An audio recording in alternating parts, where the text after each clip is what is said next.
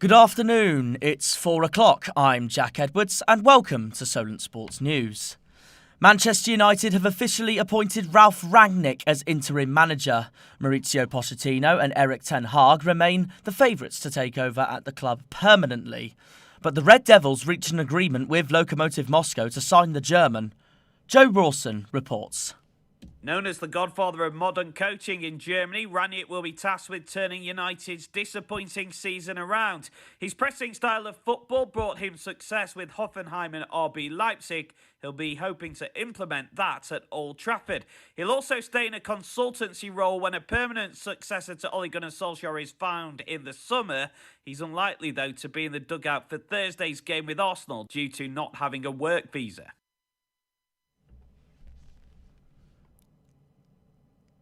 The German will move into a consultancy role at the end of his spell in charge at Old Trafford. Former United goalkeeper Mark Bosnich hopes Rangnick can replicate his success at RB Leipzig and Hoffenheim. This is the biggest club that he's managed, so it will be different. But his record in terms of doing what he's done, managing a system that will suit the players that he's got, also on top of that, instilling his own culture, his own beliefs, his own ideas, I think right now will work for Manchester United. After hearing the news about Rangnick, I caught up with YouTuber Mr. Aaron United about what the German can bring to the club. I'm absolutely buzzing, man. I've said this to many people because a lot of people have asked me, and they know about my background as well. This is a personal one for me. Rangnick is German. I'm German. I was born and raised there, grew up there my whole childhood. So I'm absolutely buzzing with the fact that he's coming in, not just because of his coaching abilities, but he's able to work at board level.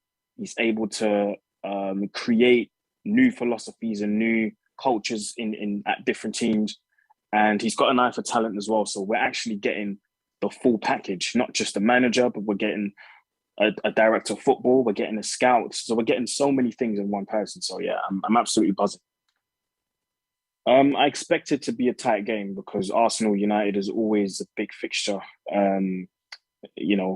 People might call us the fallen giants, but I think this is still a very, very big game. A lot of Arsenal fans globally, a lot of Manchester United fans globally. So the whole world is going to have their eyes on that game. But like I said, I expect it to be a tight game. But I think with the home advantage, we should be able to win this. I'm going to say 2-1. As a fan, obviously, I would like Erik ten Hag, the Ajax manager. I think he has a very interesting style of play. I think he's managed to make Ajax play amazing football in the Champions League. I mean, they've been balling out in the 18-19 season when they went all the way to the semis.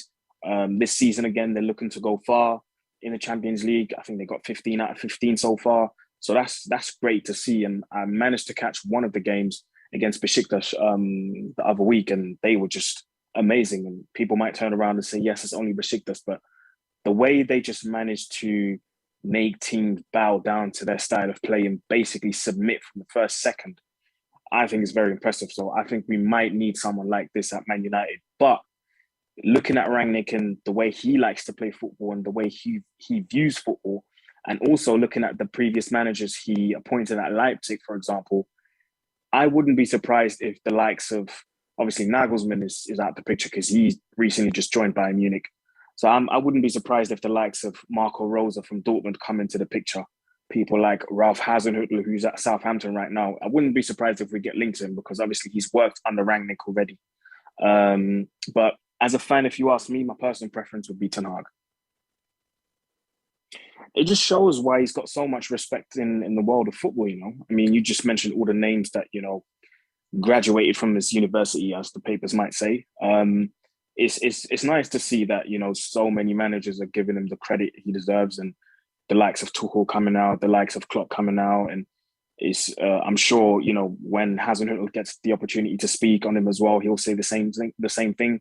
So it's really nice to see the respect that he gets. And I think that's the kind of respect he'll demand as well when he comes in.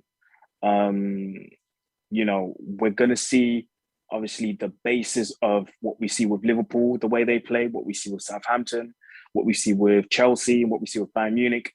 And I can't wait for those type of tactics to be applied to our team. And I think our team is versatile enough to be adapting to that as well.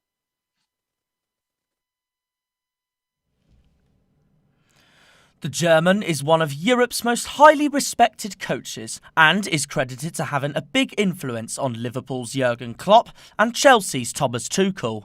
Southampton boss Ralph Hasenhüttl also knows him well and says it was always Rangnick's dream to get a Premier League job. He doesn't want to have any weakness in any part of this club, and this will be definitely the fact. Half a year is not so long, to be honest, to turn things around. But especially with his acribic work, I think, especially in the beginning, he will have a big impact in this club for sure. Leicester boss Brendan Rodgers has heard his name endlessly linked with the top job at Manchester United. He thinks Rangnick is a great choice. Very, very experienced guy who's very well thought of in the game, and he'll come in and offer that experience and that stability to the club, and they'll assess it from there. For the rest of the Premier League coming this week, local side Southampton host Brendan Rodgers' Leicester City at St Mary's. The relegation favourites Newcastle United and Norwich City face each other at St James's Park on Tyneside, while Everton host Liverpool to contest the 239th Merseyside derby at Goodison Park in Rafa Benitez's return against the Reds. In mixed martial arts, Kerensky Fernandez was the name in the Olympus Fight Series 2 amateur mixed martial arts fight. Amber Pereira has more information on this report. Kerensky Fernandez!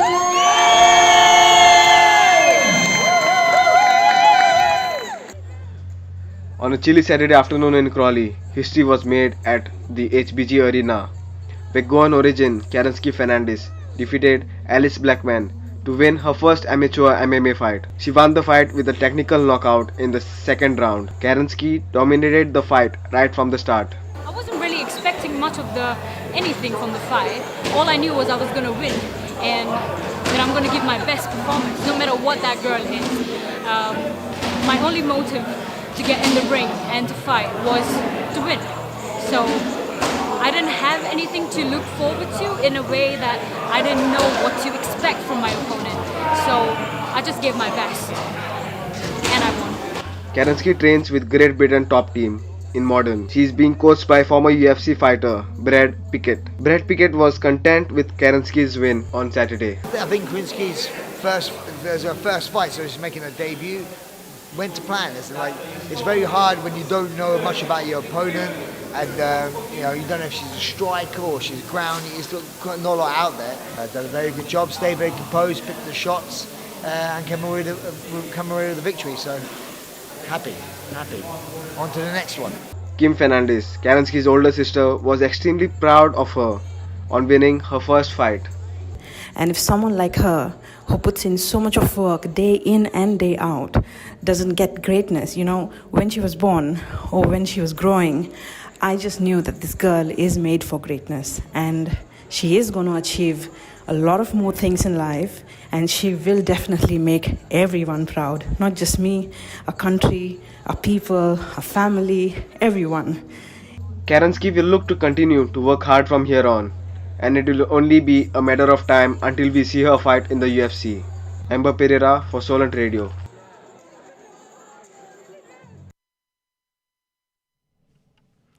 In boxing, Amir Khan will be taking on Kell Brook in an all-British fight at the AO Arena in Manchester. After years of failed negotiations, the rivals have finally agreed to face each other on February the 19th. It's easy to talk a big game, yeah. And when you keep saying, speak louder than words, and you'll believe. Watch what happens to you. I'm gonna look over you and say, I told you, Amir. I'm gonna look over you, knock spot and say, I told you.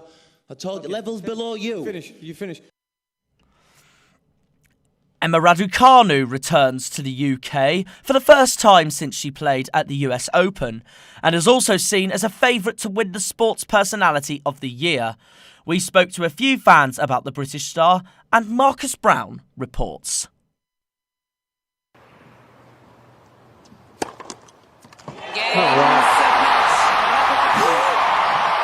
Sassuolo, 6-4, Emma Raducanu's historic US Open victory back in September.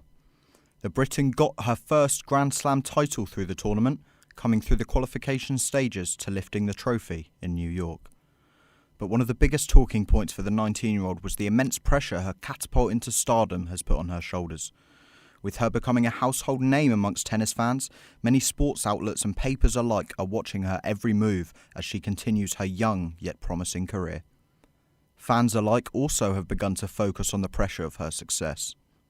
When she's back here, she's going to have incredible support. I hope that she's got a good team around her in terms of coaching staff and off the court as well. Good support network, because at such a young age, it is a lot of pressure now that all eyes are on her. She's going from strength to strength, talking to Lewis Hamilton about how to keep up with the pressure, and she seems to be doing it well. You know, she's so talented at such a young age, but of course that does come with a worry that maybe it is a bit too much too soon. There is a lot of pressure on her shoulders that's put on by the fans and of course the media as well. So there's no doubt that she's got the talent. It's just whether she can handle that pressure over a long-term period. In fact, this was Emma's first match on English soil since her run to the last 16 of Wimbledon back in July, with many fans excited at the opportunity to watch the Grand Slam winner play in the Champions Tennis exhibition. It was really nice to play at home. I really enjoyed it and I found it fun, and I played at home this year at Wimbledon, and again I had incredible support. So for me it's just about the joy when I go out there, seeing everyone, and when they're cheering, and it's just really nice environment to play in front of. As the Davis Cup continues, eyes are also looking ahead to the Australian Open. While vaccine talk and COVID dominates the headlines for the event, many hope that Raducanu can continue her excellence for another Grand Slam victory. Of course, Jeremiah Scully also reported on the Emma Raducanu story as well. And also, we say farewell to an all-time great as Sir Frank Williams passed away at the age of 79. The founder of the Williams Formula One team is one of the most recognisable faces of the sport and will be sadly missed. 1996 Formula One champion Damon Hill speaks about his inspiration. Sir Frank gave me such a chance in my lifetime that I am indebted to him forever. So he was a very important person to my career, and also a huge contributor to our sport.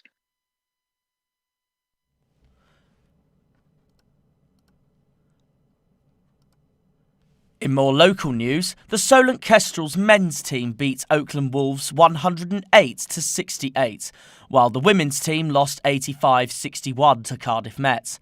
The Solent Redhawks lose to the UE Bullets 18-14. While Southampton got hammered 4-0 by Liverpool at Anfield, the women's team, however, won 7-0 against Ilminster Town in the Vitality Women's FA Cup.